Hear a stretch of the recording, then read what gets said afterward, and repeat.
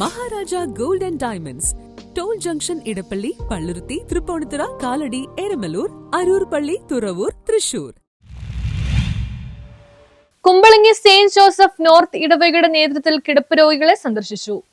Kumbalangi saint Joseph north ഇടവകയുടെ നേതൃത്വത്തിൽ 2023 ആരംഭിച്ച കിടപ്പ് രോഗികളെയും സന്ദർശിച്ച് ക്രിസ്മസ് സന്ദേശം കൈമാറി വരുന്ന ക്രിസ്മസ് പരിപാടിയാണ് പാച്ചേം ഇൻ തേരിസ്, ഭൂമിയിൽ സമാധാനം എന്നർത്ഥം. ഈ വർഷം ഡിസംബർ 21 ഞായറാഴ്ച 153 വീടുകളിൽ ജാതിമതഭേദമന്യേ ഇടവക വികാരി ഫാദർ ആന്റണി നെടുമ്പറമ്പിലിന്റെ നേതൃത്വത്തിൽ സന്ദർശിച്ച് ക്രിസ്മസ് മധുരം നൽകി.